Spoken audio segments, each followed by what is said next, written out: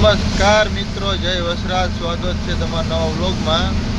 ધોળકામાં અત્યારે જો ફૂલ વરસાદ ચાલુ છે. અત્યારે આપણે જે પોરબંદરની ગાડી સામે આવે છે,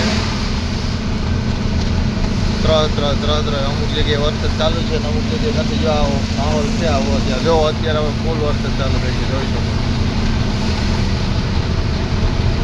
આપણી ગાડી અત્યારે 55-60 ગાડી હાલે છે એકચ્યુઅલી, કેમ કે આપણે એકલા માણસ છે. અત્યારે આપણે ફૂલ ઉતાવળ અત્યારે ઘરે જવાનું.